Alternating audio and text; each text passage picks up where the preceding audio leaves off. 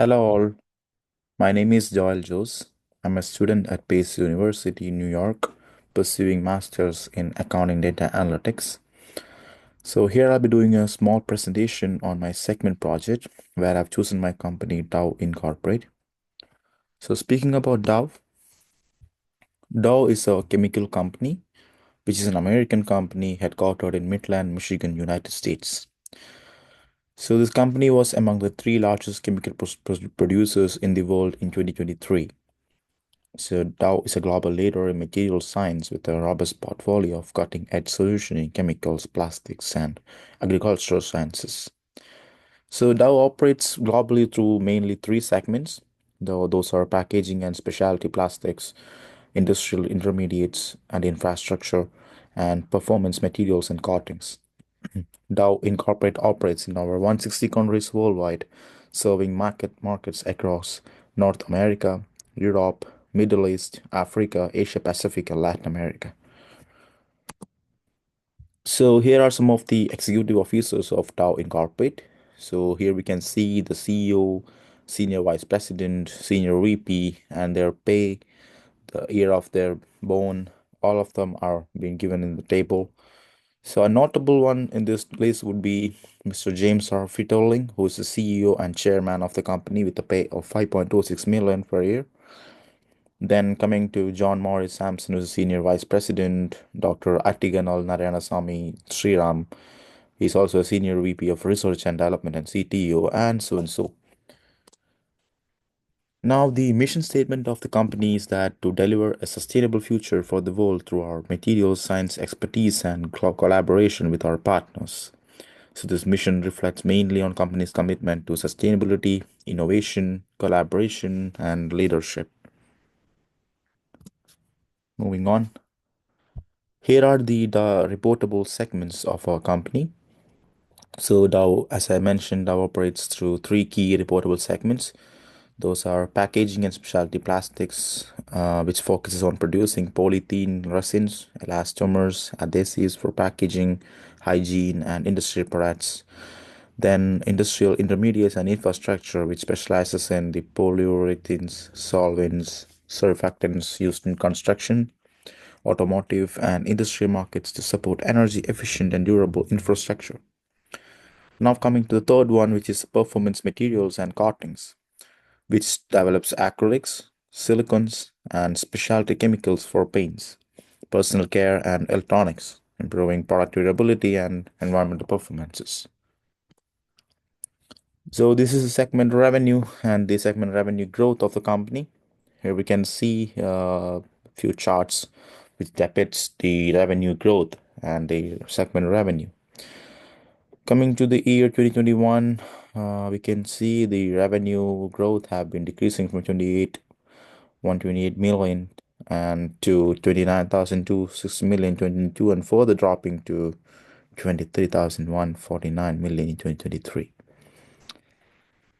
Coming to the revenue growth of industrial intermediates and infrastructure, that fluctuated significantly over the years with a sharp increase of 40% in 2021, a slight decline of 1% in 2022, and a substantial drop of 24% in 2023. Coming to the revenue growth for the performance materials and coatings, uh, this showed an increase of 22% in 2021 and a moderate growth of 11% in 2022 and a significant decline of 21% in the 2023. Coming to the segment ROA, which is the return on assets. So the packaging specialty plastics showed a declining trend over the years, decreasing from 22% in 2021 to 14% in 2022, and further dropping to 9% in 2023.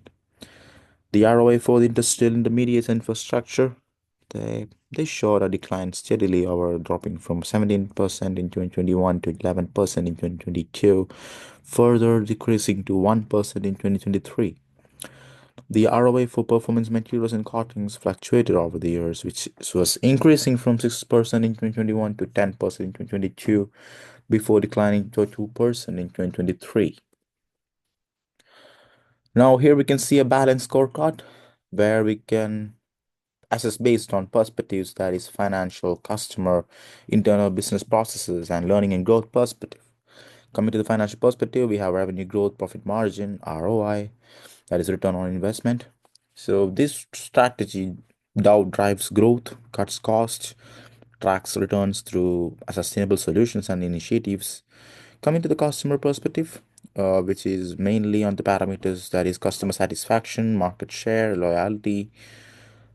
Through this, Dow makes a strategy of satisfaction and loyalty with sustainable products, boosting market share in key sector through innovative materials. Then coming to internal business process perspective, production efficiency, cycle time, quality. Through all of these parameters, Dow evaluates recycling, innovation speed, and production efficiency.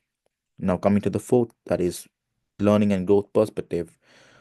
So Dow actually do training hours and innovative innovation rate and R&D is what they do as parameters for this perspective. To these parameters, they lay a strategy to drive sustainability with employee training, R&D investment, and key partnerships. Now coming to one of the important competitor for Dow, which is DuPont. So DuPont is a competitor company for Dow. Coming to the DuPont, we just have a quick story about how DuPont grew. So DuPont Dinimers, commonly shortened to DuPont, is an American multinational chemical company formed in 1902 by French-American chemist industrials Erythro-Erin DuPont Dinimers.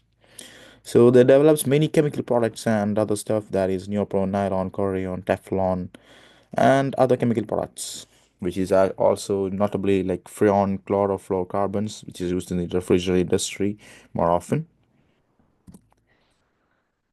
Coming to the ratios when we compare DuPont with Dow, which is quite interesting because in Dow we can see that Dow's ROA is much higher throughout the same period, starting at 87% in 2021, peaking at 94% in 2022, slightly declined to 77% in 2023. So it also reflects a strong and consistent ability to utilize assets for generating returns.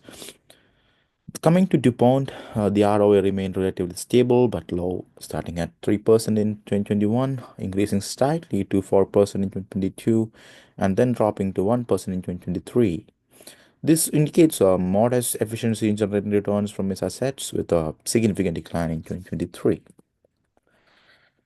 Coming to the profit margin, um, it reflects a strong operation efficiency for Dow, which is dropped to 11% in 2022 and aligning with DuPont before falling significantly to 1% in 2023.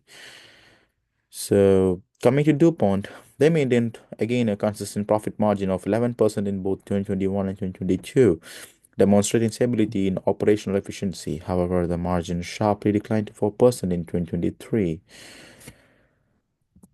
Now we'll see how the revenue growth has impacted both companies. Coming to Dow, they experienced exceptional revenue growth of 394% in 2021, reflecting a remarkable recovery or expansion. However, growth slowed significantly to 4% in 2022 and declined sharply to minus 22% in 2023, indicating this negative percentage a substantial contraction in revenue. Coming to DuPont's net revenue growth, there was more moderate, starting at 13% in 2021, declining to 4% in 2022, returning negative at 7% in 2023, showing a steady but less severe slowdown compared to Dow Incorporate. Now we'll just do this overall comparison of both our company, which is a competitor DuPont, and our company Dow. So while Dow Incorporate initially demonstrated superior financial performance with a higher and more consistent ROA and a stronger profit margin, both companies encountered significant challenges in 2023. Dow Incorporate's exceptional revenue growth in 2021 was followed by a sharp decline in 2023, coupled with a dramatic drop in profit margin. This suggests vulnerability to economic downturns and potential operational inefficiencies. DuPont, on the other hand, maintained a relatively stable and a performance, but its declining ROA and profit margin indicate underlying operational issues such as inefficient operations, a less profitable product mix, and an inadequate R&D investment. Both companies face the need to address these challenges to improve their financial performance in the future. Investors should carefully assess the risk and the opportunities associated with each company, considering factors such as industry trends, competitive landscape, and management's ability to execute strategic initiatives. So that's all about my presentation. So hope you like my presentation and the information that I've shared. Thank you so much for the opportunity. I hope you like this presentation. Thank you.